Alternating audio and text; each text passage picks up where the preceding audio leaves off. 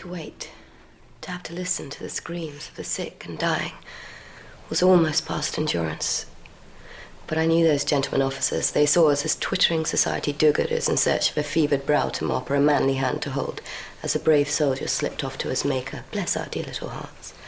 They certainly did not want some well-connected female nuisance giving instructions to their orderlies. But I'd grown up with ministers of the realm and titled bigwigs sitting at our dinner table. I knew the little games, I knew the rules, and I knew how to win. So, we waited.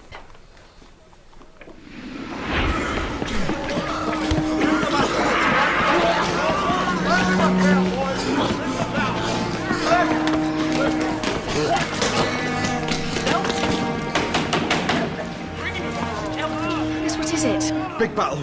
Incoming. Casualties. They're coming in. A lot. Sir John says... Ladies, can you... follow me.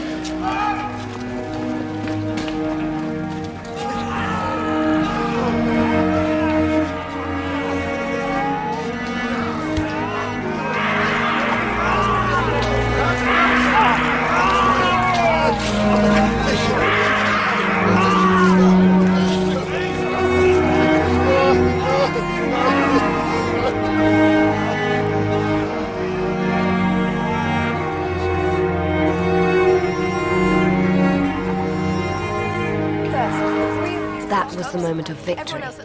We were liberated, set free to do what we had trained for and had come to do. But after victory comes counterattack, in the shape of a system seemingly designed to create confusion. The officials in charge of supplies, I soon discovered, were masters of red tape, experts in obfuscation and delay. I was clearly marked out as the enemy. I needed allies, and I knew of only two sources I could rely on. The good Lord who never left me through all my trials, and his chief angel of mercy, my old friend Sidney Herbert. Dear Mr. Herbert, the supply officers fix their attention on the correctness of their bookkeeping as the primary object of life. Last week we had run out of bread, soap, carrots, poultices, and many other necessities. I went to the supply officer and asked him, was he expecting these things from England? No, he said. Are you doing anything about purchasing them? No, he said. Can they be had in the local town? If they can, I don't know how to get them, was his answer. So, Mr. Herbert, I went out myself and I bought them with my own money. In short, I am now a general dealer in socks, shirts, knives and forks, the tin meat baths, is not cabbage cooked. and carrots. The water is not boiled. The cooking is done by drunken soldiers. I must refer again to the deficiency of knives and forks here. The men tear their food like animals. Will you send us 1,000 mops, 3,000 tin plates? I go about making the orderlies empty huge tubs of human waste. The mortality is frightful. 30 in the last 24 hours in this Christmas Day, 1854. The state of the troops who return here is frostbitten, starved, ragged. No wonder they die in their hundreds. No washing has been performed for the men, neither of body linen nor of bed linen, except by ourselves. The consequences of this are fever, cholera. I shall endure. I shall not break my heart of disappointment at the total inefficiency of the hospital system here. I shall bear it willingly. I was called to do this work, and I will fight on for God and for the right, for they are worth fighting for. I now see clearly what must be done. If these conditions are happening here, they are happening elsewhere. I have written a plan for the systematic reorganization of these hospitals. Please make sure, Mr. Herbert, that it reaches the highest levels of the government. I have more and more reason to believe that these hospitals are the kingdom of hell, but I fervently believe they can be made into the kingdom of heaven.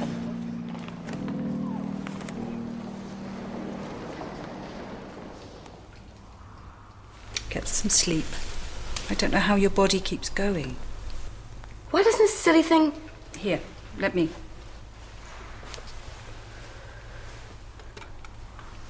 Thank you, Reverend Ma. And my body is strong. It's... my spirit. I get so discouraged.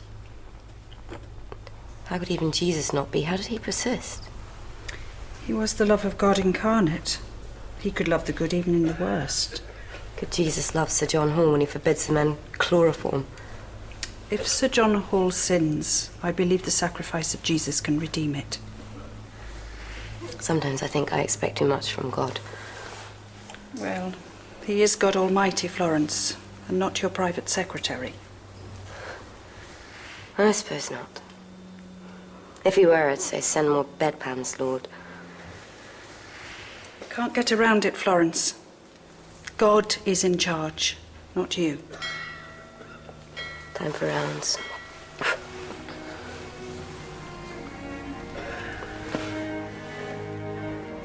They love you, you know. Those soldiers. Then I'm most blessed.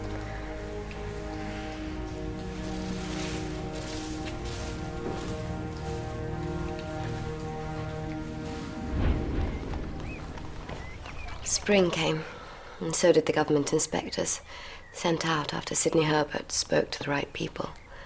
And gradually we began to have something that looked more like a real hospital, staffed by nurses who were disciplined and professional.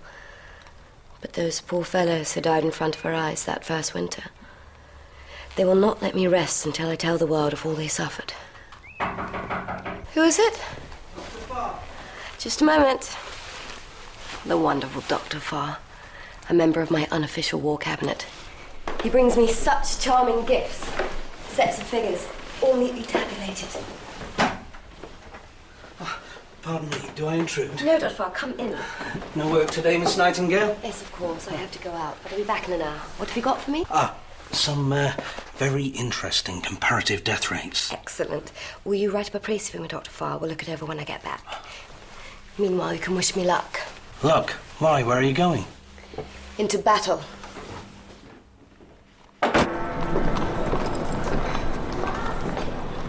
I know what you're thinking. Here comes that bothering woman again. Oh, no, not at all. A delightful interlude in my all-too humdrum day. Then, like all good interludes, I shall be brief. I come on behalf of the Crimean dead. Ah, yes, the Royal Commission. Which still has not met and has not even received your signature, Prime Minister. Indeed, yes. Well, you must understand there are... How shall I put it? I know, susceptibilities. Tell me, my lord, in all candour, do you mean to shelve it? Shelve it. To silence me, to shut me up? Miss Nightingale, you must understand that this is the start of the grouse shooting season. Yes, of course, those poor birds.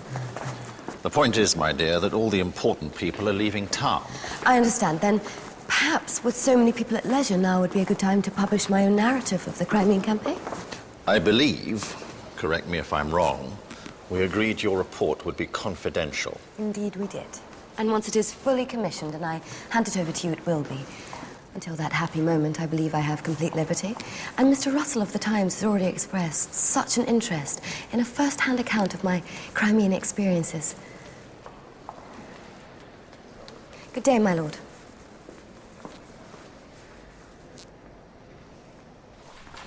How in the battle?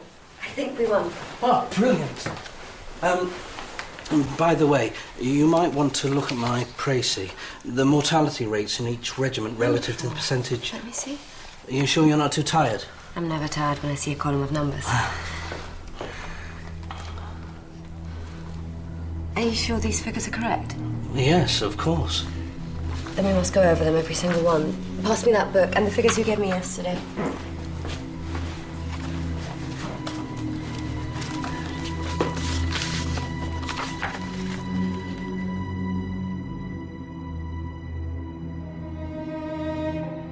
So there's no doubt. Statistics tell us facts, not who is to blame for them. I am to blame. No, I'm sure you did your best. It was not enough. Dr. Farr. Florence, my dear young girl, do you realise what you just did? The papers for the Royal Commission will be signed tomorrow. I have it on the best authority. Well done, Flo. And guess who will be chairman?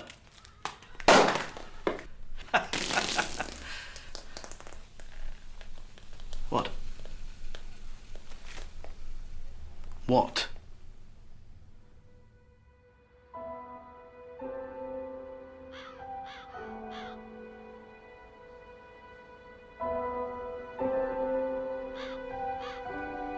My poor man, who endured so patiently. I've been such a bad mother to you. God, Why have you forsaken me? Flo?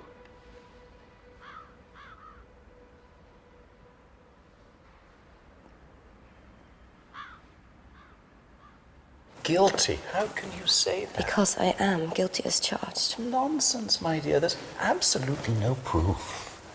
No proof. Scutari, last January, mortality from disease, 576 per thousand. At the front, same 4 weeks, mortality from disease, only 17 per thousand. At Scutari, a 25% greater chance of death from diseases of the stomach and bowels. Flo, please, please, these are just figures. Just figures. I murdered those men. Come. Everybody knows you saved lives. All that soup you made, all the knives and forks you procured. Forks. That first winter, a nurse came to me and said, there are some beds the men won't lie in. They call them bad luck beds. Whoever goes to sleep in them doesn't wake up again. Nonsense, I said. Wash the sheets, dress the wounds, feed the men and they'll get better. It turned out they were right. The whole hospital was built over a lake of sewage. Which, of course, was then cleaned out. Too late. Why? Me. Ignorance. Exhaustion from my fights with doctors. Arrogance. I was God's own handmaid, wasn't I? So of course I knew best. But you had absolutely no authority. No, but I had Sidney Herbert in London at the centre of power. I wrote to him every week, and not once did I ask for help with sanitation. I asked for pillows. It took a government commission 4 months later to flush out the sewers. Do you know what they found when they dug out the channel that brought us our drinking water? A dead horse. And all the time I was saying, send your patients here, we'll take care of them, we're professionals, we're nurses. They should never have listened to me. They should have stayed away. Oh, my poor children. It's over. You did your duty. Nothing more to be done now. Yes, there is. What? Tell the truth. If that means I'm to be crucified with other murderers like Sir John Hall on either side of me, well, isn't that the traditional way? And what exactly will that achieve? Flo! Flo, please, child, think carefully. Martyrs seldom leave anything behind them but their ashes. Better a useless martyr than a cowardly deserter.